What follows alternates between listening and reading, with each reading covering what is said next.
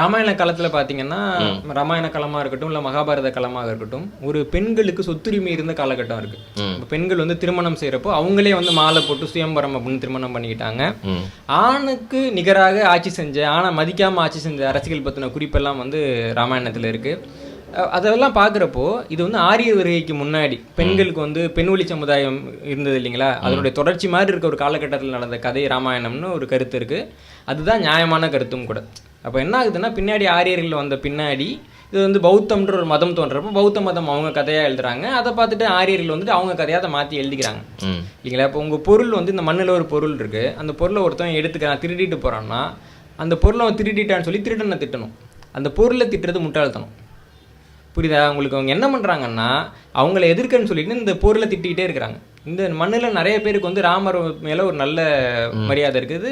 அதே மாதிரி நிறைய மக்களுக்கு வந்து ராவணன் மேலே ஒரு நல்ல மரியாதை இருக்குது. இந்தியாவில் பிராமணர்கள் வந்து ராவணனை வந்து கடவுளாக கும்பிட்டுட்டு இருக்காங்க சில மாநிலங்களில். ஏன்னா அவங்களுக்கு வந்து ஒரு புராண நம்பிக்கை இருக்குது. அப்படிலாம் இருக்கிறப்போ அதை போயிட்டு எதுக்கு ஒரு வரலாற்று அறிவே இல்லாமல் கடிச்சு கொதறணுன்றது தான் ஒரு கேள்வி. இப்போ பிராமணித்துவமாக எழுதப்பட்டிருக்குன்னா வால்மீகி ராமாயணம் எழுதப்பட்டிருக்குன்னா பிராமணரை நீங்கள் திட்டலாம், வால்மீகியை நீங்கள் திட்டலாம், வால்மீகி ராமாயணத்தில் இப்படி இருக்குன்னு சொல்லி திட்டலாம்.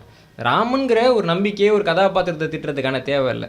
இதுதான் இந்த ராமாயணத்தில் நம்ம புரிஞ்சிக்க வேண்டிய ஒரு செய்தி. இப்போ ஆரியர்கள் எப்படி வந்து ராமருங்கிற ஒரு கதாபாத்திரத்தை கையில் எடுத்து இவங்கெல்லாம் திட்டி திட்டி திட்டி அதை வந்து ஒரு ஆரியருடைய கதாபாத்திரமாகவே மாறிச்சு. அந்த சைடு அவங்க அப்படிங்கிற மாதிரி மாறிட்டு இல்லையா. இன்னைக்கு வந்து நம்ம வந்து ராமரை வந்து இந்த பகுத்தறிவாளர்கள் வந்து தாரவாத்துட்டாங்க. பிராமணர்களுக்கு ஆயுதமே இல்லாமல் இருக்கிற ஒருத்தவன் கீழே இருந்து ஒரு ஆயுதத்தை எடுக்கிறான். எடுத்த உடனே ஆயுதத்தை கீழே போடுன்னா என்ன அர்த்தம்? அது அவன் ஆயுதத்தை இவன் தான் கொடுத்தான்னு அர்த்தம் இல்லைங்களா. இவங்களே தாரவாத்துட்டாங்க, பறி கொடுத்துட்டாங்க. அது வந்து ஒரு ஒரு கருத்தியலா கதையா வரலாறா நம்ம பேசியிருந்தோம்னு வச்சுக்கோங்களேன், அது வந்து இவ்வளோ பெரிய விஷயமா மாறி இருக்காது. ராமர் கோயில் விவகாரம் இவ்வளோ பெருசாக மாறுறதுக்கு காரணம் இவங்க பண்ண முட்டாள்தனம் இல்லையா. அது அறுவடை அவங்க பண்ணிட்டாங்க. இப்போ இதே மாதிரி ஒரு சிக்கல் வந்து இலங்கையில் இருக்கு. இலங்கை தான் வந்து ராமாயணத்தில் இருக்கக்கூடிய இலங்கைன்னு சொல்லிட்டு 10ஆம் நூற்றாண்டு வரைக்கும் யாருக்கும் தெரியாது. அதுக்கு முன்னாடி எழுதப்பட்ட எல்லா கதைகள்லையுமே லங்கா அப்படின்னா அதோட பேர் ஒரு தீவு அப்படின்னா ஒரு குறிப்பு இருக்குமே தவிர இங்க இடத்துல தான் இருந்ததுன்னு சவுத்துல இருக்குன்னு தெரியவே தெரியாது. வால்மீகி ராமாயணத்தை படி நீங்க வந்தீங்கன்னா ஒரிசாவை தாண்டியே வராது வால்மீகி ராமாயணம். இங்க அந்த கதையே நடக்கல. புரியுதா உங்களுக்கு? பின்னாடி வந்து பாத்தீங்கன்னா போஜராஜான்னு ஒருத்தர் 10ஆம் நூற்றாண்டுல வந்து ராமாயணம் எழுதியிருப்பாரு. அதுபடி பாத்தீங்கன்னா இலங்கைன்றது வந்து தென்னிந்தியாவில் கிடையாது. கம்பர் வந்துட்டு கம்பராமாயணம் எழுதுறப்பதான் முதல் முறையாக தெளிவாக இங்க இருக்கிற இலங்கை, தமிழ்நாட்டுக்கு கீழே இருக்க இலங்கை தான் அந்த இலங்கை அப்படின்னு சொல்லி குறிப்பிடுறாரு. அதுக்கு பின்னாடி கூட இலங்கை உட்பட நிறைய நாடுகளுக்கு வந்துட்டு இந்த மேலே நம்பிக்கை இல்லை. ஒரு காலகட்டத்தில் வந்துட்டு ஒரு உரையில் ரவீந்திரநாத் தாகூர் அவர்கள் வந்துட்டு கம்பரில் இருந்த கோட் பண்ணி அவர் ஒரு கருத்தை சொல்கிறார். ஆனால் அது ஆத்தென்டிக்காக எடுத்துக்க மாட்டாங்களா எப்பவுமே கம்பர் ராமாயணத்தை? அது வந்து ஒரு டெக்ஸ்ட் புக் ஃபார்மாக எடுத்துக்காம வால்மீகி ராமாயணத்தை எப்பவுமே ரெஃபரன்ஸ் வால்மீகி ராமாயணத்தை ரெஃபரன்ஸ் எடுப்பாங்க. ஆனால் வால்மீகி ராமாயணத்தில் வந்து தென்னிந்தியாவுக்கு இந்த கதை வரலன்றப்போ ஜாகிரபிக்கலாக எந்த ஒரு இதுவும் இருக்காது. அது ஜாகிரபிக்கலாக பார்க்குறப்போ வால்மீகி ராமாயணத்தில் சில குறைபாடு இருக்கு. ஏன்னா வந்துட்டு சீதை என்ன சொல்றாங்கன்னா ராமர் வந்து 1 மாசத்துல என்ன மீட்கணும் இல்லாட்டி நான் இறந்து போயிடுவேன்னு சொல்றாங்க. வால்மீகி ராமாயணத்துப்படி அவ்வளோ தூரம் வர்றதுக்கு ராமருக்கு வந்து 15 நாள் போதும். எங்க அவங்க சொல்லியிருக்கிற அந்த இடத்துப்படி ஒரிசா கிட்ட நீங்க சொல்ற மாதிரி இப்போ சீதை வந்து 15 நாள் அவங்களுக்கு கூடுதலாக காலம் கொடுத்த மாதிரி இருக்கு.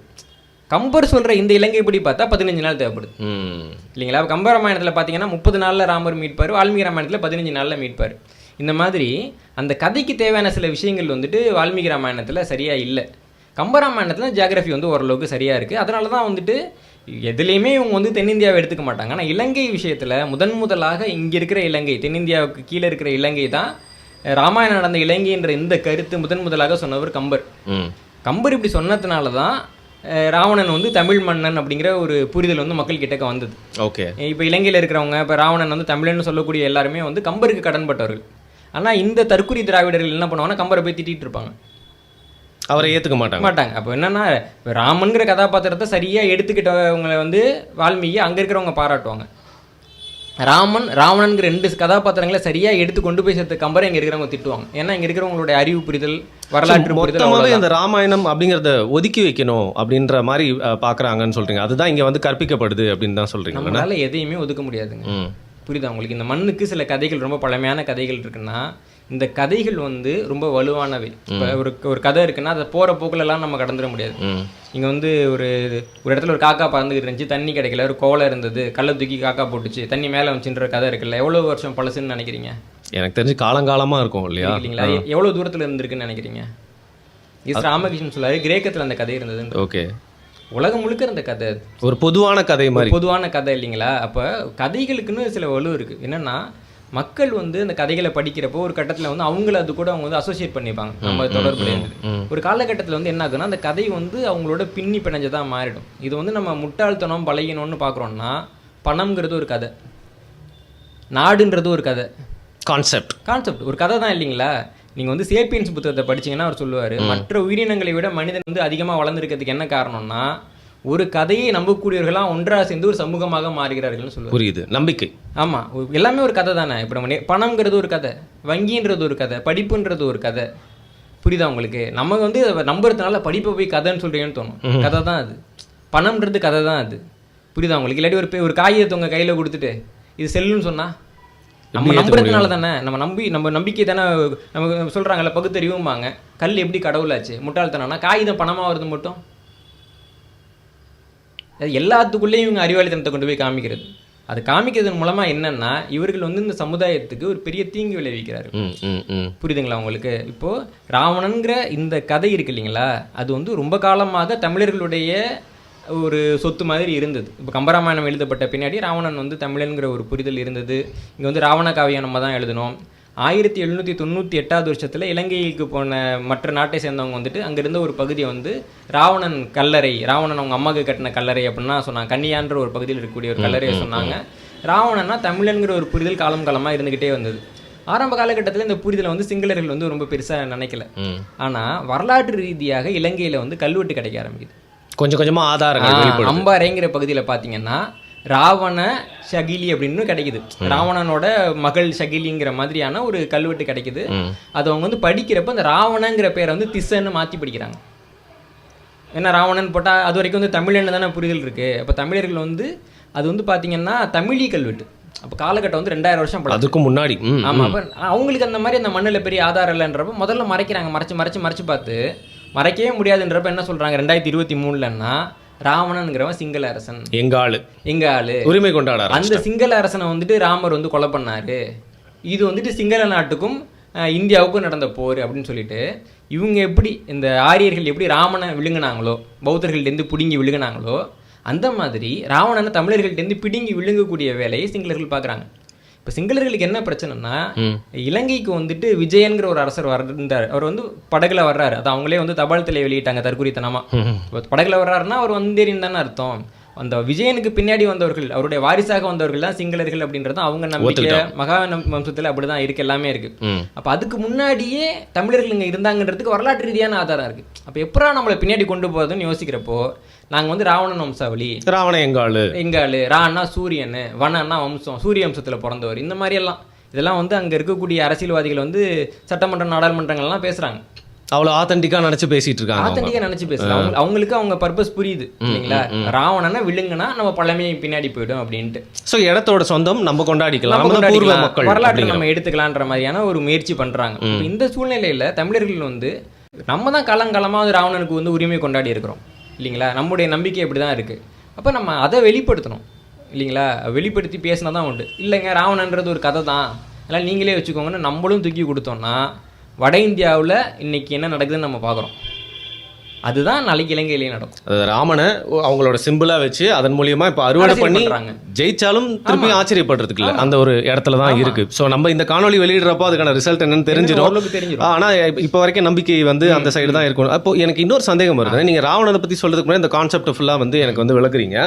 அப்போ இந்த ராமாயணத்தில் நம்ம சைட்ஸே எடுத்துக்க கூடாதா? ரெண்டு சைடுமே அது ஒரு கதை, இது நடந்தது, முன்னோர்கள் நடந்த கதைன்னு பார்க்கணுமா? ராமனும் நம்ம ஆள், அதாவது தமிழன் தான் அப்படின்னு புரிஞ்சுக்கணுமா? இதை ராவணனோட சைடு நம்ம எடுத்துக்க கூடாதா? ஆரியர் வருகைக்கு முற்பட்டது அப்படின்னா, ஓகே, இப்போ ஆரியர்கள் வர்றதுக்கு முன்னாடி இங்க இருந்த இனம் வந்து ஆதாரபூர்வமா தமிழினம். அதுக்கு எல்லா இடத்துலயும் பரவி வாழ்ந்தாங்க. மொழி வந்துட்டு தமிழ் மொழி. ஏன்னா ஒரே நேரத்துல ஒரே இடத்துல ரெண்டு மொழி குடும்பங்கள் தோன்ற முடியாது. சரி இல்லைங்களா? ஒரு மொழி இருக்கும், அது இணக்கமான இன்னொரு மொழி இருக்கும். சமஸ்கிருதன்றது வேற மொழி குடும்பம், தமிழுங்கிறது வேற மொழி குடும்பம், எல்லாருக்கும் தெரிந்தது. இப்போ சமஸ்கிருதம் வரதுக்கு முன்னாடி இங்க இருந்த மொழி குடும்பம்னா என்ன மொழி குடும்பம்? தமிழ் தான், தமிழ் மொழி குடும்பம் தான் இருந்தது. அப்போது ஆரியர் வருகைக்கு முற்பட்ட பழமையான ஒரு கதைன்றப்போ அதை வந்துட்டு முதல்ல பௌத்தர்கள் எடுத்து பின்னாடி கிபி 2ஆம் நூற்றாண்டுக்கு பிறகு தான் வந்துட்டு ராமாயணம் வந்து வருது. இப்போ வால்மீகி ராமாயணம்ங்கிறது வந்து வால்மீகி வந்து சொந்தமாக ஒன்றும் எழுதிடல, அது வந்து எழுதப்பட்ட முதலாவது ராமாயணமும் கிடையாது. வால்மீகியும் ஒரு ராமாயணம் எழுதினார், அவரோட வெர்ஷன். இப்போ வந்துட்டு நம்ம வந்துட்டு கில்லி படத்தை கொண்டு போயிட்டு இதுதான் முதல்ல எடுத்த படம், ஒக்கடுக்கு முன்னாடி எடுத்தாங்கன்னு சொன்னா அறிவுரை ஒத்துப்பானா? ஒரு நல்ல எக்ஸாம்பிள். ஒரு திரைப்படத்துக்கே வந்துட்டு இப்படி இருக்கிறப்போ ஒரு நூல் முதல்ல பார்த்தீங்கன்னா 5ஆம் நூற்றாண்டு 3ஆம் நூற்றாண்டு கிமு 5 கிமு 3ஆம் நூற்றாண்டில் எழுதப்பட்ட ராமாயணங்களை பற்றி நமக்கு குறிப்பு இருக்கு. இதே திராவிடர் கழகம் வந்துட்டு இதர ராமாயணங்கள்னு ஒரு புத்தகம் போட்டிருக்காங்க, அதில் அவங்களே கொடுக்குறாங்க வேற வேற பாயிண்ட் ஆஃப் வியூ. பழமையான ராமாயணம்ங்கிறது பௌத்த ராமாயணம் தான். ஓகே இல்லைங்களா? அப்படிதான் எழுதியிருக்காங்க. ஏன்னா அது கதை இருக்கு. பௌத்த மதத்துக்கு முன்னாடி ராமாயணம் இருந்தது, நம்ம அப்படிதான் புரிஞ்சுக்கணும். ராமர் பௌத்தர்னு புரிஞ்சிக்கூடாது, உடனே அது கூட அசோசியேட் பண்ணக்கூடாது. ஏன்னா வர்றப்போ பௌத்த மதம் வர்றப்போ அவங்க வளரணும். ராமருக்கு அப்பவே வந்து மக்கள் கிட்ட ஒரு அறிமுகம் செல்வாக்கு இருந்தது. அப்போ ராமரத்துக்கு பௌத்த மதத்தை சேர்ந்தவர், பௌத்த ஆதரவாளர்னு இவங்க எழுதுறாங்க. வால்மீகி என்ன பண்றாருன்னா அவர் ராமாயணத்தில் பௌத்தர்களை திட்டுறாரு. ராமர் வந்து பௌத்தர்களை திட்டினாரு அப்படின்னு வால்மீகி எழுதியிருக்கிறாரு. பௌத்த மதம் பற்றின குறிப்பு 5-6 இடங்கள்ல வந்து வால்மீகி ராமாயணத்தில் இருக்கு. அப்படிதான் அதை நம்ம பார்க்கணும். அது 2வது 3வது வருஷம் தான் வந்துட்டு இப்போ இருக்கிற வால்மீகி ராமாயணன்றது. அப்போ எதுக்கு வந்து நீங்கள் ராமரை திருநீங்க அப்படின்னு கேட்க வேண்டியவங்க, ராமர் வந்து அவங்க ஆளு அவரை எதிர்ப்போன்னு சொல்றது வந்துட்டு அவங்க வந்து அவங்களுக்கு தான் நல்லது பண்றாங்க. ஜெய் ஸ்ரீராம் சொல்லி அதை எடுத்துக்கிறாங்க அவங்க ஃபுல்லா. அவங்க எடுத்துக்கிறாங்க இல்லைங்களா? எடுத்துக்கிறப்ப நம்ம என்ன சொல்லணும்னா ராமர் வந்து அவங்களுடைய கடவுள் கிடையாது, அவங்களுக்கு ராமருக்கு தொடர்பு கிடையாதுன்னு சொல்லணும். அவ்வளவுதான் இல்லைங்களா? ஒரு இப்போ பாம்பு புத்துன்னு சொல்றோம் இல்லைங்களா? பாம்பு புத்துன்றது தப்பான ஒரு வார்த்தை பயன்பாடு. பாம்பு புத்தே கட்டாது இல்ல, எறும்பு தான் கட்டும், கரையான் கட்டும். சாரி. அப்போ கரையான் கட்டின புத்த பாம்பு திருடி இருக்குன்னு சொல்லணும். நம்மளே பாம்பு புத்துன்னு சொல்லிட்டு அவர் பாம்பு தப்பு பண்ணுதுன்னு சொன்னா நீ தானே அதுக்கு அங்கீகாரம் குடிக்கிற. இதெல்லாம் வந்துட்டு ஒரு வரலாற்று அறிவு இருக்கிற சமூகம் வந்து அதெல்லாம் யோசிக்கும். ஓகே, கதை இருக்குன்னா முழுக்க அதை கதைன்னு கடந்து போயிடலாமா அப்படின்னா, கான்டிக்கின்னு ஒரு மூவி இருக்கு, ஆஸ்கார் வாங்கின ஒரு படம், ஒரு டாக்குமெண்ட்ரி. அது அந்த டாக்குமெண்ட்ரியை பற்றி கான்டிக்கின்ற பேரில் ஒரு முழு படமும் எடுத்திருப்பாங்க. அது பார்த்தீங்கன்னா இப்போது இந்த பாலினேஷியன் நாடெல்லாம் சொல்கிற இந்த மோனா படம்லாம் வருது. அந்த இடத்துக்கு வந்துட்டு ஒரு ஆய்வாளர் போகிறப்ப அது வரைக்கும் இந்த நம்பிக்கை ஹவாய் பசிபிக் அங்கே இருக்கிற பகுதி, இந்த ஒரு ஆய்வாளர் போகிறப்ப வந்துட்டு அது வரைக்கும் இந்த நம்பிக்கை என்னென்னா பக்கத்தில் இருக்கிற ஒரு பகுதியிலேருந்து அந்த மக்கள் வந்தாங்க அப்படின்னு ஒரு நம்பிக்கை இருக்குது. அந்த மக்கள்கிட்ட கேட்டால் வீரக்கோச்சான ஒரு கடவுள் வச்சுருக்காங்க. எங்கள் ஆட்கள் வந்து அந்த திசையில் வந்தாங்கன்னு ஒரு திசை காட்டுறாங்க. அங்கே பல 1000 இப்போ கிலோமீட்டருக்கு பார்த்தீங்கன்னா கடல் தான் இருக்குது, மக்களே இல்லை. எப்படி வந்தாங்க? இவர் வந்துட்டு என்னன்னா அங்கே இருக்க பூர்வீக மக்கள் சொல்கிறத நம்புறதா இல்லை நல்லா படித்த ஐரோப்பிய அறிவியலாளர்கள் சொல்கிறத நம்புறதான்னு ஒரு கணக்கு வர்றப்போ பூர்வீக மக்கள் சொல்கிறத அவர் நம்புறாரு. ஏன்னா அவன் பொய் சொல்லணும்னு சொல்லலை, அவன் வரலாறு அவன்கிட்ட தானே கேட்கணும்னு சொல்லிட்டு முடிவு பண்ணுறாரு. இவருக்கு வந்து நீச்சல் தெரியாது. இப்போ இந்த பூர்வீக மக்கள் சொல்கிறத சரின்னு நிரூபிக்கணும்னா இந்த பூர்வீக மக்கள் சொல்கிற மாதிரியே ஒரு படகை, அப்போ இருக்கிற எந்த நவீன உபகரணங்களும் இல்லாமல் ஒரு படகை தயாரித்து அந்த படகுல பயணம் பண்ணி இந்த இடத்துக்கு வந்து காமிக்கணும். உங்கள் சொல்கிற இடத்துல நீங்கள் வந்து காமிக்கணும். வந்து காமிக்கிறது ரொம்ப கடினம். இவருக்கு நீச்சல் தெரியாது. ஒரு 5 பேரை சேர்த்துக்கிட்டு ஒரு 100 நாட்களுக்கு மேலே ரொம்ப கடினப்பட்டு உயிரை கையில் பிடிச்சிட்டு பயணம் பண்ணி வந்து இந்த பூர்வீக மக்கள் சொன்னது சரின்னு நிரூபிச்சு உறுதிப்படுத்துறாரு. அந்த கதை தான் வந்து கான்டிக்கின்ற மூவி. ஓகே, இப்போ நம்ம பார்க்கலாம். அப்போ ஒரு விஷயத்தை ஆய்வு பண்ணுறோன்னா இந்த பூர்வீக மக்கள் என்ன சொல்கிறாங்கன்றத கொஞ்சமாவது காது கொடுத்து கேட்கணும். இங்கே இருக்க பூர்வீக மக்கள்லாம் படிப்பறிவே இல்லாதவங்க, ஐரோப்பியர்கள் தான் படிப்பறிவு இருக்கிறவங்க. அதனால் அவங்க சொல்கிறத அப்படியே வாந்தி எடுப்போன்ற மக்கள் என்ன பண்ணுறாங்கன்னா அந்த பூர்வீக மக்களினுடைய வரலாற்றை அழிக்கிறார்கள் இல்லைங்களா? சீனுவா ஆச்சிபி அப்படின்னு ஒரு எழுத்தாளர், ஆப்பிரிக்க மரபை சேர்ந்த எழுத்தாளர், அவர் சொல்லுவார் உன் கதையை நீ எழுது அப்படிம்பார். அவங்க மற்றவங்க கிட்ட அந்த பவரை கொடுக்கணும். நம்ம ஏன் கொடுக்கணும்? அது உன்னோட கதை, நமக்கு தான் அது எப்படி எழுதுறது, யார் கண்ணோட்டத்திலேருந்து பேசுறது அப்படின்னு தெரியும். ராமாயணம்ன்றது திரும்ப திரும்ப திரும்ப ஏன் அந்த ராமனுடைய பார்வையிலேருந்து எழுதணும், ராவணன் பார்வையிலேருந்து எழுதுனா என்னென்னு தமிழர்கள் எழுதணும் இல்லைங்களா? ராவண காவியம்னு ஒன்று, அதே மற்றவங்களுக்கு தோணலை இல்லைங்களா? அப்போ ஒரு கதை தான், ஒவ்வொருத்தவங்க பார்வையிலேருந்து அது மாறுபடும்ல. அப்படி எழுதுறது ஒன்றும் தப்பு இல்லை அப்படின்னு நீங்க தப்பு கிடையாது. அது ஒரு தொன்மம், அது வந்து சம்பவமாக நடந்ததா இந்த மாதிரி நடந்ததுன்னு நமக்கு தெரியாது. அசாமில் வந்து ஒரு ராமாயணம் இருக்குது. அதில் பார்த்தீங்கன்னா ஒரு சீதைன்றவங்க சாதாரண குடும்ப தலைவியாக இருப்பாங்க. ராமர் வருவார், ராவணன் வருவார், 2 பேரும் ஒன்றா உட்காந்து பேசிகிட்டு இருப்பாங்க. சீதையும் மண்டோதரியும் ஒன்றா போயிட்டு இந்த சுள்ளி குச்சியெல்லாம் பொறுக்கிட்டு வந்துட்டு சாய் போட்டு 2 பேரும் கொடுப்பாங்கன்னு இருக்கு. அசாம்காரன்ட்ட போயிட்டு நம்ம ராமாயணத்தை சொன்னோம்னா என்ன அது வேற மாதிரி எழுதிட்டீங்க, தப்பா இருக்கு அப்படின்னு சொல்லுவாங்க இல்லைங்களா? அப்போ ஒவ்வொரு மக்களுக்கும் ஒரு கதை இருக்கு. அவங்க வந்து அந்த கதையில யாருன்றதை பொறுத்து, புரியுதுங்களா? பக்கத்தில் வந்துட்டு கர்நாடகா இருக்கு. கர்நாடக ராமாயணத்தில் போய் பார்த்தீங்கன்னா லட்சுமணன் தான் கதாநாயகன். ஓகே, அவர் தான் ப்ரோட்டகனிஸ்ட். ஆமாம், அது லட்சுமணன் எல்லாம் பண்ணுவார். ராமர் வந்து பண்ண வேணான்னு தான் சொல்லுவார். ஓகே, அவர் அப்படியே இருப்பார். இப்போ நம்ம சில திரைப்படம்லாம் பார்ப்போம், வயசான ஹீரோ இருப்பார், இன்னொரு பையன் எல்லாத்தையும் பண்ணி. ஆமாம், இப்போ ரஜினி படம்லாம் அப்படி தான் வருது, நம்ம சொல்ல விரும்பலை. அந்த மாதிரி வந்துட்டு அங்கே இருக்கும். அதே மாதிரி தாய்லாந்தில் பார்த்துட்டிங்கன்னா அனுமார் வந்து எல்லாத்தையும் பண்ணிகிட்டு இருப்பார். ஒவ்வொரு ஊருக்கும் அந்த ராமாயணம் வந்து பிரதிநிதித்துவம் இல்லைங்களா? ஆனால் கம்பராமாயணத்தில் என்னன்னு பார்த்தீங்கன்னா பரதனை வந்து மிக முக்கியமான ஒரு கதாபாத்திரமாக கம்பர் எடுத்திருப்பார். அதுக்கு ஒரு உளவியல் இருக்குது. வால்மீகி வந்து ராமாயணத்தில் வந்து பரதனை பெருசாக காட்ட மாட்டார். என்னன்னா வால்மீகி ராமாயணத்துக்கு வந்து கடைசியாக வந்து உத்தரகாண்டம்னு ஒரு பகுதி இருக்கு. அதில் பார்க்குறப்போ பரதனை வந்து திட்டிருப்பாங்க. இப்போ ராமர் வந்த உடனே பரதனோட ஆட்சி நல்லாவே இல்லை, மோசமான ஆட்சி, திருப்பி வந்து வனவாசம்லாம் முடிஞ்சு சீதையை மீட்டுட்டு வந்து. அப்படி பரதன் என்ன தப்பு பண்ணான்னா, அவன் வந்துட்டு பெண்களுக்கெல்லாம் உரிமை கொடுத்தான், எல்லா ஜாதியினரும் படிக்கிறதுக்கு வந்து உரிமை கொடுத்துட்டான், அதனால நாடு வந்து சுபிச்சமாக இல்லை அப்படின்னு அவனை குறை சொல்லுவாங்க. கம்பராமாயணத்தில் பார்த்தீங்கன்னா கம்பர் அதுக்குன்னு வேணும்ன்ட்டு பரதனை சொல்கிறப்போ 1000 ராமரும்பார். அந்த அளவுக்கு ஆமாம் பெரிய ஆள். ராமனோட அம்மாவே சொல்லுவாங்க, அவர் வந்து பரதன் வந்து தீக்குளிக்க போவார், அண்ணன் வரத்துக்கு வருவாரா இல்லையா தெரியலன்னு எல்லாம் தயாராக வச்சுருப்பார். அண்ணன் வராட்டி நான் ஆட்சியில் இருந்தானா அவமானம், அண்ணன் வரலாம் நான் செத்து போயிடுவேன், எனக்கு அப்புறம் யாராவது ஆட்சிக்கு வந்துட்டோன்னு நிற்பார். அப்போ ராமனை பெற்ற அம்மா போயிட்டு எண்ணில் கோடி ராமர்கள் வரையிலும் அண்ணல் நின் அருளுக்கு அருகா வருவாங்க, எண்ணில்லாத கோடி ராமர் வந்தால் கூட ஒன்ட்ட வர முடியாது. ராமனை பெற்ற அம்மா சொல்கிற மாதிரி கம்பர் எழுதியிருப்பார். இந்த மாதிரி கம்பருக்குன்னு ஒரு அரசியல் இருக்குல்ல, அவர் என்ன எழுதியிருக்கிறாரு, இவங்க வந்துட்டு போய் அரசியல்னு சொல்லிட்டீங்க. ஆமாம் இருக்குது, இந்த மண்ணுக்குன்னு ஒரு அரசியல் இருக்குது. கம்பராமாயணத்தை படித்தவங்களுக்கு தான் அது தெரியும். கம்பராமாயணத்தில் வந்துட்டு வால்மீகி ராமாயணத்தில் இருக்கிற மாதிரி ராமரும் இருக்க மாட்டார், வால்மீகி ராமாயணத்தில் இருக்கிற மாதிரி ராவணனும் இருக்க மாட்டாங்க. இந்த மண்ணுக்கான ராமாயணத்தினுடைய ஒரு பதிப்பு வந்து அது.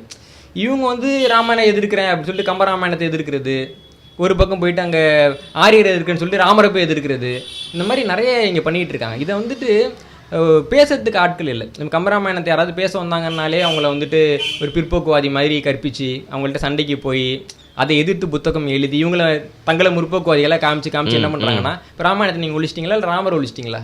நிறைய பேருக்கு அதை படிக்கணுன்ற ஒரு இன்ட்ரெஸ்டே இல்லாமல் தாரவாதுட்டாங்க. நம்ம கிட்டக்க இந்த ஒரு தொன்மத்தை நம்ம மண்ணுக்கே உரிய ஆரியர் வருகைக்கு முற்பட்ட ஒரு விஷயத்தை ஆரியர்கள்ட்ட தூக்கி கொடுத்தது யார்? இப்போ வந்துட்டு கம்பன் கழகத்தை நடத்தி கொண்டிருக்கக்கூடிய பெரும்பாலான நபர்கள் வந்துட்டு திராவிட இயக்கத்தை சேர்ந்தவங்க தான். ஒரு காலத்தில் கம்பராமாயணத்தை கிழிச்சு போட்டு கொளுத்துனவங்க. இன்னைக்கு ஏன் திருப்பியும் கையில் எடுக்கிறாங்க? ராமவீரப்பன் அப்படின்னு அது முதல்ல கம்பன் கழகம் சென்னையில் நடத்திட்டு இருந்தவங்க. அவங்க வந்துட்டு இந்த இயக்கத்தில் இருந்தாங்க. கம்பன் கழக விழாவிலே இந்த கேள்வி கேட்டாங்க, நீங்கள் தாங்க வந்துட்டு ஒரு காலத்தில் எதிர்த்தீங்க, இப்போ நீங்களே அதை கொண்டாடிட்டு இருக்கீங்களேன்றப்போ, அப்போ நான் படிக்கலை எதிர்த்தேன், இப்போ கொண்டாடுறேன்னு ஒத்துக்கிறாரு. நீங்கள் வந்துட்டு எந்த ஒரு நல்ல இவர் வந்து கண்ணதாசனாக இருக்கட்டும் இல்லை யுகபாரதியாக இருக்கட்டும், யாராவது நல்ல தரமாக ஒரு பாட்டு எழுதுனா கம்பராமாயணத்தை படித்தா தான் எழுத முடியும். அவ்வளோ இருக்குது அதில், அவ்வளோ மொழி ஆளுமை இருக்குது. அப்போ என்னென்னா நம்ம ஒரு விஷயத்தை எதிர்க்கிறோன்ற பேரில் அதை படிக்க விடாமல் பண்ணுறதுன்றது முட்டாள்தனம். இப்போ பழைய ஏற்பாடுன்னு ஒரு நூல் இருக்குது, அதை தான் எல்லா தேவாலயங்கள்லையும் படிக்கிறாங்க. அந்த பழைய ஏற்பாட்டில் நம்ம வந்து வாயில சொல்றதுக்கு கூசக்கூடிய சில பகுதிகளும் கண்டிப்பாக, ஏன்னா பழமையான நூல் இல்லை. அதில் வந்து அடிமை முறையை நியாயப்படுத்தி அடிமைங்க தப்பிச்சு போயிட்டாங்கன்னா என்னென்ன தண்டனை கொடுக்கலாம், அடிமைகள் தப்பு பண்ணாங்கன்னா என்னென்ன தண்டனை கொடுக்கலான்ற பகுதி பல இனங்களை அழிக்கிறோம், அப்பதான் நம்மளால அந்த மாதிரி பிடிக்க முடியும். அந்த மாதிரிலாம் என்னன்னா அந்த படிக்கக்கூடிய மக்கள் வந்து அதை பின்பற்றாம தவிர்க்கிறாங்க. ஆனா அவங்க பழைய ஏற்பாட்டையே தவிர்க்கிறது இல்லைல்ல, இருக்கு வச்சிருக்காங்க, அது ரெஃபரன்ஸா எப்பவுமே இருக்கு. ஆனா புதிய ஏற்பாட்டின் படி தான் நடக்கணும்னு நினைக்கிறேன். அந்த மக்கள் தானே இங்கிலாந்துல இருக்கிறாங்க, அந்த மக்கள் தானே அமெரிக்கால இருக்கிறாங்க, அவங்கள தானே அறிவாளின்னு இங்க இருக்கிற முட்டாள்கள்லாம் சொல்லிட்டு இருக்காங்க. அந்த அறிவாளிங்க என்ன பண்றாங்களோ அதை இங்க இருக்கிறவங்க பண்ணாத தப்பு. இது வந்து இடத்துல இனவெறியை விட ஒரு மோசமான ஒரு மனநிலை, பிற்போக்குவாதம் அப்படின்னு சொல்றாங்க. ஆமா, அது அவங்க பண்ணாங்கன்னா அது முற்போக்கு, நம்ம பண்ணாங்கன்னா அது பிற்போக்கு. ஓகே, இப்போ ராவணன் பற்றி சொல்லணும் அப்படின்னா எனக்கு முதல்ல உங்ககிட்ட ஒரு கேள்வி கேட்கணும். இந்த கதையில் இருக்க அதிசயம், நீங்கள் எந்த அளவுக்கு மேஜிக் ஆர் அதிசயங்களை, மிராக்கிள்ஸ் அப்படின்னு ஆங்கிலம் சொல்லக்கூடிய அதிசயங்களை, அந்த மித்தாலஜிக்கல் ஸ்டோரிஸ், புராணங்களில் நடக்கக்கூடிய விஷயங்களெல்லாம் நீங்கள் எப்படி பார்க்குறீங்க, இல்லை அவங்க எப்படி நம்மளுக்கு புரிஞ்சுக்கணும்னு நீங்கள் நினச்சிருக்காங்க? ஏன் அதை நாங்கள் இதை கேட்குறேன்னா, ராவணன் எடுத்தோன்னே 10 தலைக்கு நம்ம ஈஸியாக சொல்லிடலாம், அவனுக்கு அவ்வளோ டேலண்ட்ஸ் இருந்துச்சு, அவன் எல்லாத்துலேயுமே வித்தகன் அப்படின்னு. அதையும் தாண்டி இந்த புஷ்பக விமானமாக இருக்கலாம், அங்கே ஒரு சூப்பரான ஒரு மலை மேலே அவனோட கோட்டை இருந்ததுன்னு காட்டுவாங்க. அந்த இடத்தெல்லாம் பார்த்தாலே நிஜமாக வந்து எப்படி அதெல்லாம் வந்து பண்ணியிருக்க முடியும் அப்படிங்கிற மாதிரி கேள்வி எழும்புது. அப்போது நமக்குள்ளே என்ன ஒரு புதிர் வருது அப்படின்னா, சரி நிஜமாவே இந்த மாதிரி மேஜிக்கலான விஷயங்கள்லாம் நடந்திருக்கு போல, அதனால வந்து ராமனை பற்றி சொல்லக்கூடிய விஷயங்கள்ல வெறும் லாஜிக்கலாக மட்டும் இல்லாமல் மேஜிக்கலான விஷயத்தையும் நம்ம புரிஞ்சுக்கணும். அந்த காலத்தில் நடந்ததுனால நம்மளை அதனால வந்து டிரைவ் பண்ண நம்மளோட மைண்டால் அதை வந்து புரிஞ்சுக்க முடியல அப்படிங்கிற மாதிரி தோணுது. சரி, ஒரு பொது பார்வையிலிருந்து நம்மளுக்கு அப்படி தோணுது. நீங்கள் அதை எப்படி பார்க்குறீங்க? ராவணன் யாரு, அவனோட டேலண்ட்ஸ்லாம் என்ன, எப்படி அவன் போயிட்டு அந்த தீவில் தன்னோட ராஜ்யத்தை அமைச்சான்? இல்லை, இது வந்து சர்ரியலிஸ்டிக் ஸ்டோரி தான். சரி, இல்லைங்களா? ஒரு கதை வந்து முழுக்க அப்படியே நடந்ததை எழுதுவாங்கன்னு சொல்ல முடியாது, அதை கொஞ்சம் கூட்டி குறைச்சி அப்படி தான் எழுதுவாங்க. இன்னைக்கு வந்து திராவிட இயக்கத்தை சேர்ந்தவங்களோட வரலாறே அப்படி தான் எழுதப்படுது. நம்ம பார்க்குறோம் இல்லைங்களா, இந்திய எதிர்ப்பு போராட்டத்தை தொடங்கினார் பெரியார்னு எழுதுறாங்க. பெரியார் வந்து இந்திய எதிர்ப்பு போராட்டத்துக்கு வந்து 1937 டிசம்பரில், அதுக்கு முன்னாடியிலேருந்தே போராட்டங்கள் நடந்துகிட்டு இருக்கு. இப்போ இவங்களுக்கு வந்துட்டு அவர் கதாநாயகனாக காட்டணும். இப்போ வந்து முத்துலட்சுமி ரெட்டிக்கு வந்துட்டு எப்படி வந்து தேவதாசி முறையை ஒழிக்கிறதுன்னு தெரில, பெரியார் தான் போய் ஆலோசனை கொடுத்தாருன்னு எழுதுறாங்கல்ல. முத்துலட்சுமி ரெட்டி அவங்க வாழ்க்கையை வரலாறு எழுதியிருக்காங்க, அதில் அதை குறிப்பிட்டிருக்காங்களா? தமிழ் தந்தைன்னு கூட தான் சொல்கிறாங்கல்ல. இந்த மாதிரி நிறைய இருக்குல்ல. அப்போது இவங்களுக்கு பிடிச்ச ஒரு தலைவர்னா இவங்க வந்துட்டு அவர் கொஞ்சம் ஒரு சூப்பர் மேன் மாதிரி காமிக்க பண்ணுறாங்கல்ல. இப்போ கண்ணு முன்னாடி இல்லைங்களா? இப்போ நமக்கு தெரிஞ்ச ஒரு புகைப்படம்லாம் இருக்கிற ஒரு நபருடைய கதையை எழுதுகிறப்பே இவங்க இதெல்லாம் பண்ணுறாங்கன்றப்போ பல ஆயிரம் ஆண்டுகள் பழமையான ஒரு கதை வந்துட்டு அப்படியே முழுக்க சரியாக நமக்கு கிடச்சிருக்குன்னு சொல்ல முடியாது. இங்கே வந்து மகாபாரதம் பார்த்தீங்கன்னா அது வந்து ரொம்ப சரியலிஸ்டிக்காக இருக்கும். பருவம் அப்படின்னு ஒரு புத்தகம் பைரப்பான்ற ஒருத்தர் எழுதியிருப்பார், சாகித்ய அகாதமி வாங்கின புத்தகம். அதில் பார்த்தீங்கன்னா அதனுடைய ஒரு எளிமையான வடிவம் இருக்கும். அதில் இருக்க யாருக்குமே வந்துட்டு எந்த ஒரு வித்தியாசமான சக்தியும் இல்லாமல் ஆற்றலும் இல்லாமல் சாமானிய மனிதர்களாக அந்த கதை எப்படி நடந்திருக்குன்னு பைரப்பா எழுதியிருப்பார். அப்போ என்னென்னா நம்ம அந்த சாரத்தை அதுலேருந்து எடுத்துக்கலாம். இல்லை இப்படி சந்தேகம் இருக்குது உண்மையிலே இப்படி இருக்கான்னா நீங்கள் வந்து அங்கே வந்து ஆய்வு பண்ணுங்கள், தொழிலுக்கு ஆய்வு பண்ணுங்கள், பண்ணிவிட்டு அதில் எவ்வளோ உண்மை எவ்வளோ பொய்ன்னு நம்ம எடுத்துக்கலாம் இல்லைங்களா?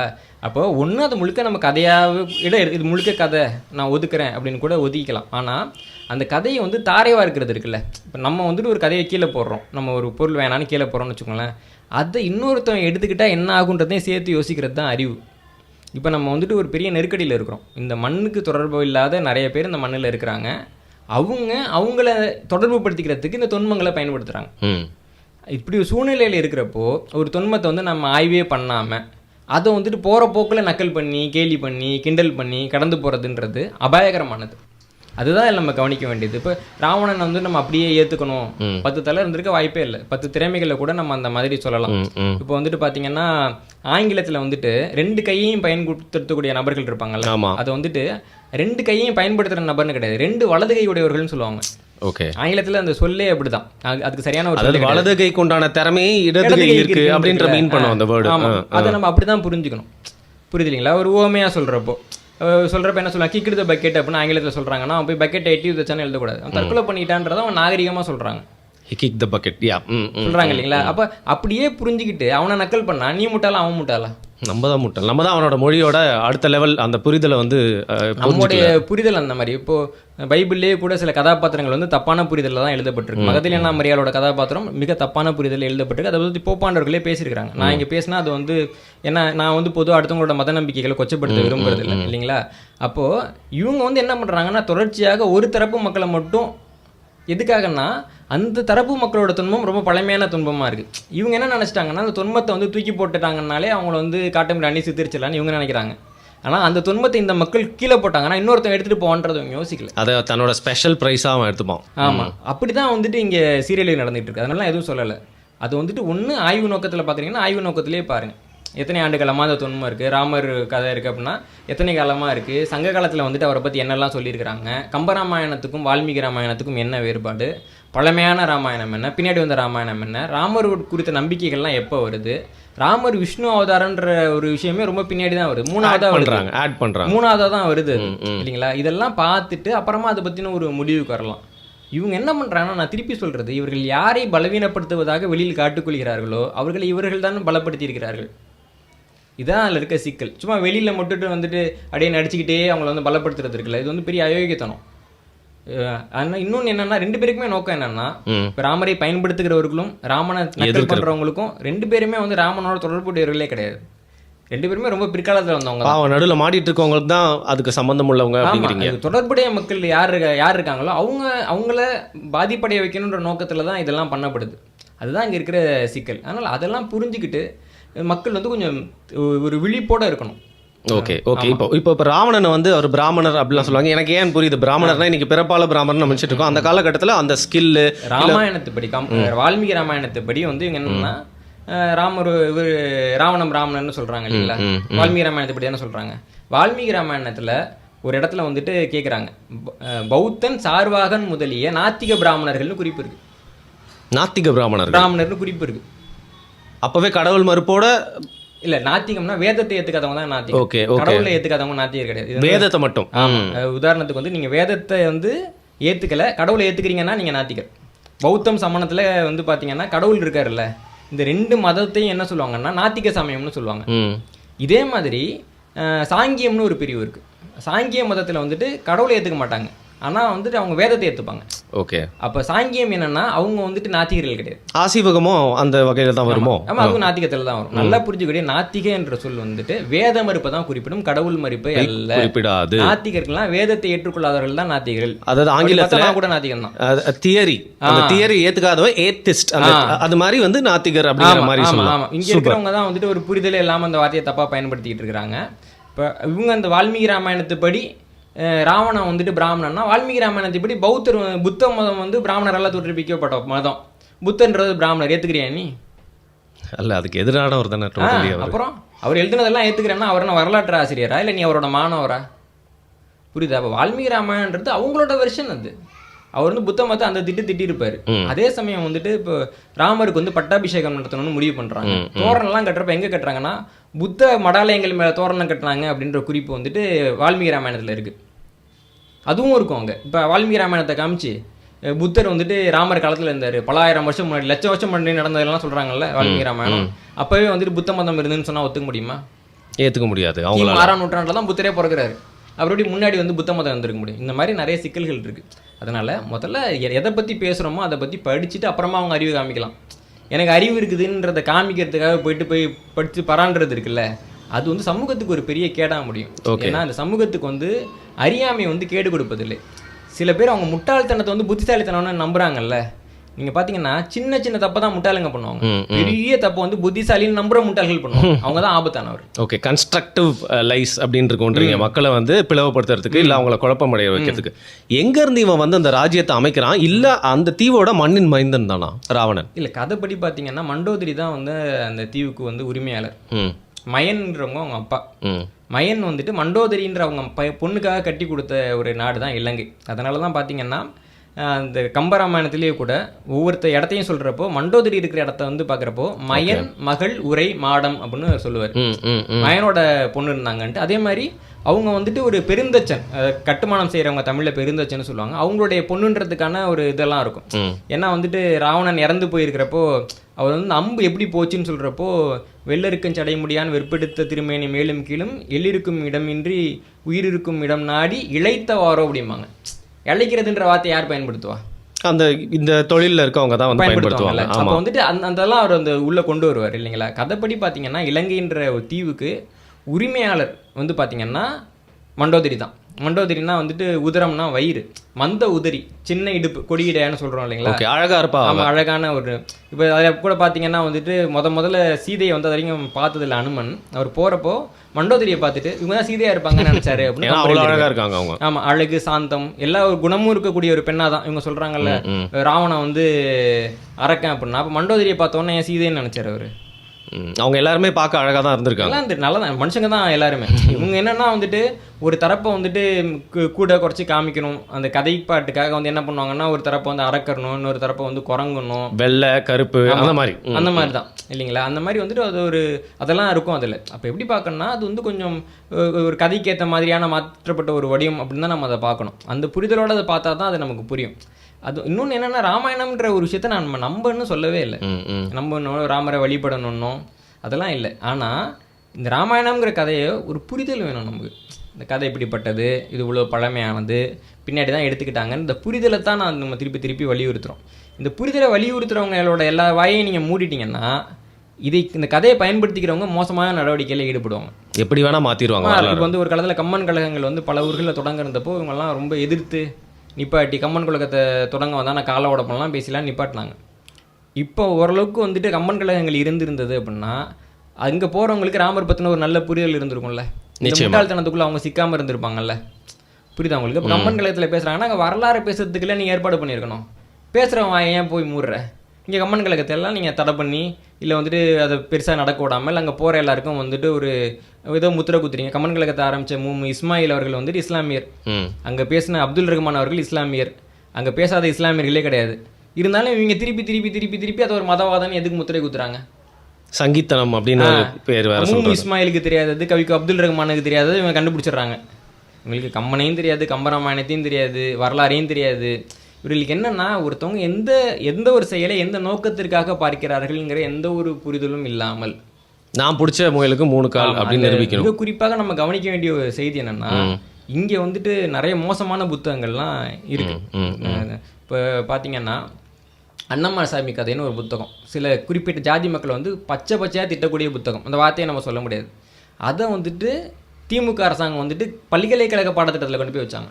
இப்போ ஆட் பண்ணாங்க கருணாநிதி காலத்தில் பண்ணாங்க.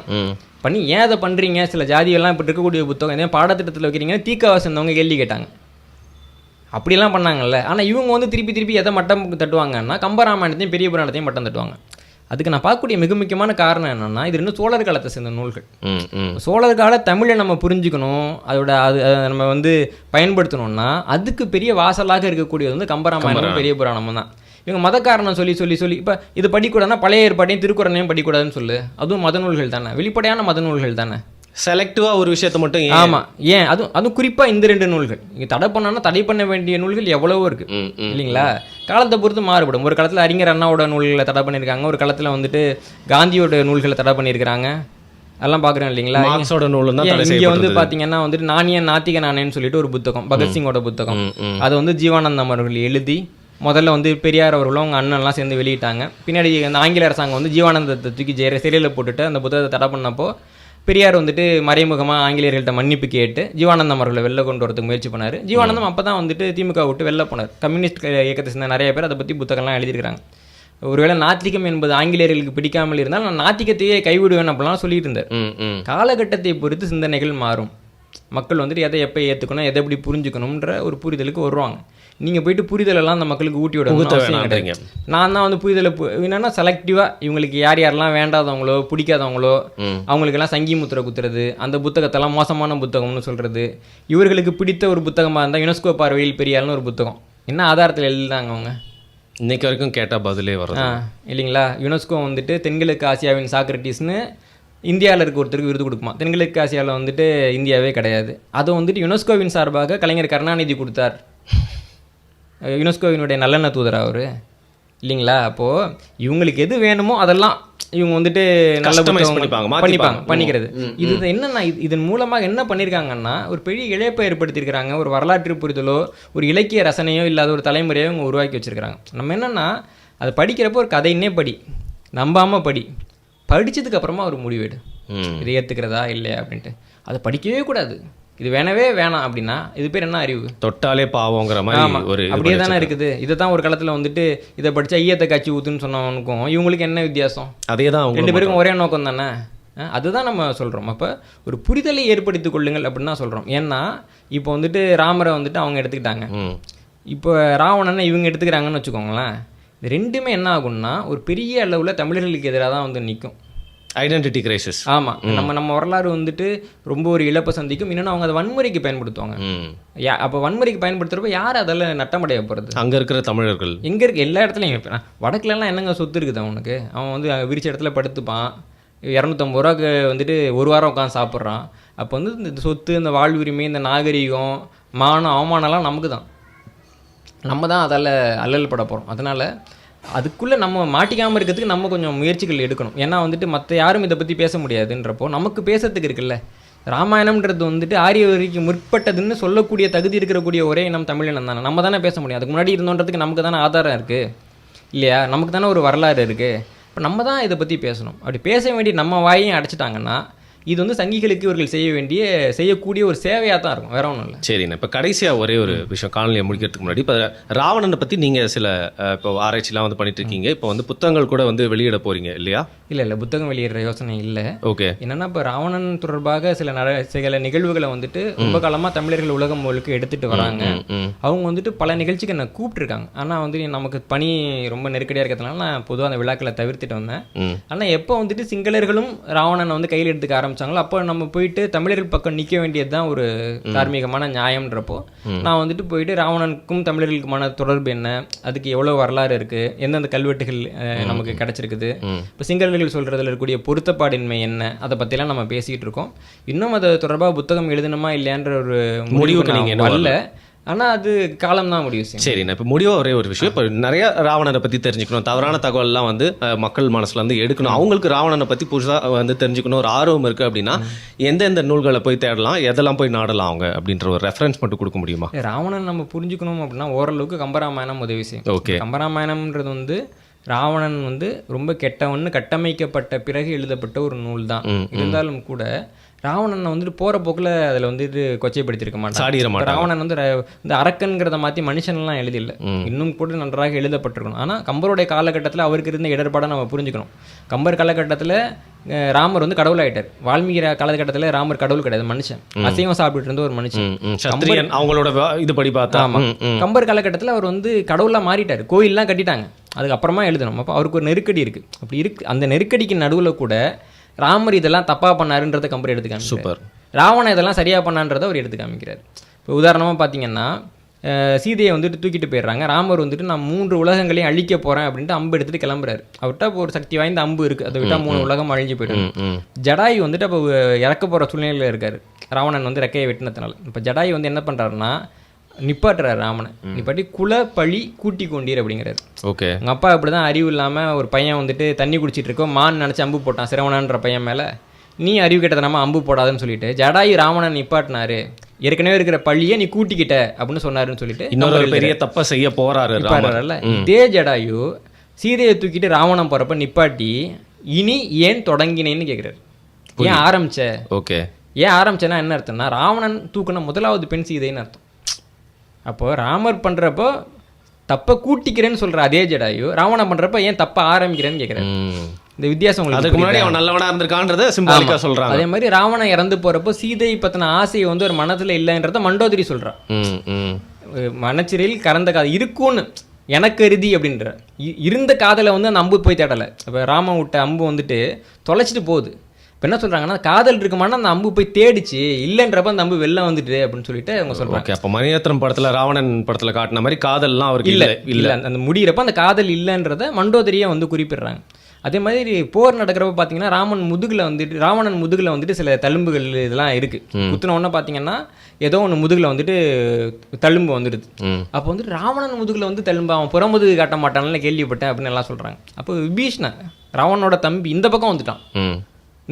அவன் சொல்கிறான் என்னென்னா ராவணன் வந்து போர் பயிற்சி பண்ணுறப்போ யானைங்க கிட்ட சண்டை போடுறப்போ அந்த யானைகள் வந்து அவன் நெஞ்சில் குத்தும், தன்னோட கொம்பங்களால் குத்தும். அந்த தந்தத்தை வந்து அவன் அப்படியே முறிச்சு விட்ருவான். அப்போ யானையை பிடிக்கிறப்போ முறிச்சு விட்றப்போ அந்த சில தந்தங்கள் வந்து வெளில வராமல் உள்ளே தங்கியிருக்கும். இப்போ வந்துட்டு அவனுக்கு அடிப்பட்ட உடனே பின்பக்கமாக அந்த இதெல்லாம் திருப்பி வந்துருச்சு. அப்படி தானே தவிர பெரிய வீரன் அவன் ஒருபோதும் புறம் இதுக்கு காட்டலை அப்படின்னு சொல்லிட்டு அவனை விட்டு விலகி வந்த தம்பி சொல்கிறதாக அதில் எழுதியிருப்பாங்க. அதே மாதிரி ராவணனுக்கு பார்த்தீங்கன்னா ஒரு போர் வர்றப்போ ராவணனுடைய பையங்கள்லாம் அந்த போருக்கு அனுப்புறாரு, இந்திரஜித்தை அனுப்புறாரு. அதே மாதிரி அக்ககுமாரன் அக்ககுமாரன் போகிறான். அக்ககுமாரனோட நண்பர்கள் எல்லாரும் அவங்க கூட போகிறாங்க. ஆவி வேறில்லா தோழர் அப்படின்னு எழுதுவார் அங்கே கம்பர் இல்லைங்களா. எல்லாம் போய் இறந்து போகிறான். இன்னைக்கும் தமிழன் வந்துட்டு போர் வந்துச்சுன்னா அவன் புள்ள குட்டியெல்லாம் ஊருக்கு அனுப்பிட்டு வாழ்றது கிடையாது இல்லைங்களா. ஆமாம், குடும்பமே மடிஞ்சதில்ல, குடும்பமே தான் சாகும். என்னைக்கு இருந்தாலும் தமிழர்கள் செத்தா என் குடும்பத்தில் வந்து ஒருத்தவன் இறந்து போயிட்டான்னா அப்போ நான் வாழணும்னு ஒரு தமிழ் ஆசைப்பட மாட்டேன். அந்த கதாபாத்திரம் வந்து அப்படியே கம்பர் மாடர்ன் டைம்ஸில் முதல் பிள்ளை இறந்தவனையும் தானும் இறந்துரு, அதுக்கப்புறம் இளைய பிள்ளையும் அங்கேயே இறந்த கதையெல்லாம் நம்ம பார்த்துருக்கோம். மானமுள்ள தமிழர்கள் நம்ம பார்க்குறோம் இல்லைங்களா. அதெல்லாம் அதில் இருக்கும். அப்போ அதனால தான் வந்துட்டு ராவணன்கிற ஒரு கதாபாத்திரத்தை நம்ம பேசுகிறோம். இந்த செய்திகள்லாம் நமக்கு வர்றதுக்கு கம்பர் ஒரு காரணமாக இருந்திருக்கிறார். நம்ம கம்பராமாயணம் எழுதப்பட்ட காலத்தையும் கம்பருக்கு இருந்த இடர்பாட்டையும் கணக்கில் கொண்டு அவர் தான் முதல்ல வந்துட்டு ராவணனுக்கும் தமிழனுக்குமான தொடர்பை வெளில கொண்டு வந்தோன்றதையும் நினைவில் வச்சு இந்த கம்பராமாயணத்தை படிக்கணும். அவ்வளோதானே தவிர ஏன்னா எல்லாருக்குமே வந்து எழுதுகிற காலகட்டத்தில் சில இடர்பாடுகள் இருக்கும். முழு சுதந்திரத்தோட யாருமே அதை எதையுமே எழுதிட முடியாது இல்லைங்களா. இப்போ இருக்கிற மாதிரி அப்பயும் இடர்பாடுகள் ஆட்சியில் பேச முடியாது அப்படிங்கிற மாதிரி மக்கள் எப்படி எடுத்துப்பாங்க, ஏற்றுக்க மாட்டாங்க. இப்போ சார்லஸ் டார்வின் வந்து பரிணாம கொள்கையை கண்டுபிடிச்சிட்டாரு. புத்தகத்திலே வந்துட்டு கடவுள் மனுஷனை படைக்கலன்னு எழுத வேண்டியது தானே. 3வது புத்தகத்தில் எழுத முடிஞ்சு. அப்படியே வந்து கதையை வந்துட்டு அப்புறமா போகிற போக்கில் ஒரு இடத்துல அதை தொட்டு கொண்டு போகிறாரு. அறிவு இருக்கிற சமூகம் அந்த புரிஞ்சுக்குது. இவங்க என்ன பண்ணுறாங்கன்னா இப்போ நம்ம ஊரில் சார்லஸ் டார்வின் பிறந்திருந்தானா ஒரு 2 புத்தகத்தை மட்டும் எடுத்துக்கிட்டு அவருக்கு சங்கி பட்டம் கட்டிட்டு 3வது புத்தகத்தை பொத்தி வச்சுருப்பாங்க. புரியுதா உங்களுக்கு? இவங்களுக்கு வந்து ஒரு புரிதல் திறன் கிடையாது. யார் எழுதுனா, எந்த சூழ்நிலையில் எழுதுனா, அவர் வந்து எழுதாமல் இருந்திருந்தா என்ன ஆயிருக்கும், அந்த மாதிரியெல்லாம் யோசிக்க மாட்டாங்க. இவங்களுக்கு என்னென்னா வந்துட்டு அவனும் குறை சொல்லணும் தமிழ். ஏன்னா வந்துட்டு இவங்க மொழியில் பழமையான இலக்கண இலக்கியங்கள்லாம் கிடையாது, இவங்களுக்கு வரலாறும் கிடையாது. அப்போ என்னென்னா எவனுக்கு இலக்கண இலக்கியம் இருக்கோ எவனுக்கு வரலாறு இருக்கோ அவனை வந்துட்டு கிண்டல் பண்ணிட்டே இருப்பாங்க. ஏன்னா பதிலுக்கு இவனுக்கு இருந்தால் தானே சொல்லணும். இன்றைக்கும் வந்து தமிழக வரலாறு நக்கல் பண்ணணும், ஒப்பிட்டு காட்டணும்னா கிரேக்க வரலாறையும் ரோமானிய வரலாறையும் எகிப்து வரலாறையும் எடுத்துகிட்டு வந்து தான் பேசுவாங்க. ஏன் உங்கள் அப்பாரெலாம் அந்த ஊருக்காரங்களா? உன் வரலாறு பேசலாம்ல. எக்ஸாம்பிள்னாலே அங்கே போகுது, ஏன் அங்கே போகிற நீ? புரியுதா உங்களுக்கு? அதான் என்னென்னா இதெல்லாம் வந்துட்டு ஒரு தாழ்வு மனப்பான்மையில் உருவாக்க பார்க்குறாங்க தாழ்வு மனப்பான்மை. அவங்க தாழ்வு மனப்பான்மையை வந்துட்டு வெளிக்காட்டக்கூடிய ஒரு வகை அப்படின்னு தான் நம்ம அதை பார்க்க முடியும். இப்போ ஆங்கிலேயர்கள் பார்க்குறோம், அவங்க ரோமானியர்கள் கிடையாது, கிரேக்கர்கள் கிடையாது. அவங்க வந்து ரோமானிய வரலாறையும் கிரேக்க வரலாறையும் இன்றைக்கி புகழ்ந்து பேசுகிறாங்கல்ல, ரெஃபரன்ஸ் பேசுகிறாங்க இல்லைங்களா? அதனால் அவங்க குறைஞ்சி போயிடறாங்களா என்ன இல்லைங்களா? அதுதான் வந்துட்டு ஒரு அறிவு. இவங்க வரலாறை எதிர்த்து யாரையா நக்கல் பண்ணி நீ அதனால் உயர்ந்துட போறியா என்ன, எல்லாரையும் மட்டம் தட்டி நீ உயர்ந்துட போறியா என்ன? கிடையாதுல்ல. ஆனால் அந்த அறிவு கூட இல்லாத ஒரு ஒரு ஒரு மன வளர்ச்சி குன்றின ஒரு கூட்டம் தான் இங்கே ரொம்ப நிறையா இருக்குது. அதான் இங்கே இருக்கிற சிக்கல். சரி, இப்போ இந்த ராவணனை பற்றி எனக்கு என்னெல்லாம் கேள்விகள் இருந்துச்சோ, இல்லை ஒரு ஆர்வம் இருந்துச்சோ, இல்லை எனக்கு ஒரு புரிதல் இல்லாமல் இருந்துச்சோ, நான் அதுக்கான கேள்விகள்லாம் கேட்டேன். நீங்கள் நிறைய விஷயம் சொல்லியிருக்கீங்க. இதற்கு மூலியமாக நீங்களும் பல தேடல்கள் இதன் மூலியமாக வந்து ஈடுபட போகிறீங்க. அதற்கான புத்தகம் எழுதுமான்ற முடிவில் இன்னும் நீங்கள் எடுக்க போகிறீங்க ஃபியூச்சரில். இப்போ எங்களுக்கு கேட்டவங்களுக்கு நீங்கள் சொன்ன தகவலை வச்சு இன்னும் முன்னே போகிறதுக்கு இன்னும் நிறைய ராவணரை பற்றி தெரிஞ்சுக்கிறதுக்கு உண்டான நிறைய முக்கியமான பாயிண்ட்ஸ்லாம் கிடச்சிருக்கு அப்படின்னு தான் எடுத்துக்கிறேன். அப்படி தான் இந்த கான்வர்சேஷன், இந்த கலந்துரையாடல் நான் எடுத்துக்கிறேன். மிக்க நன்றி. நன்றி.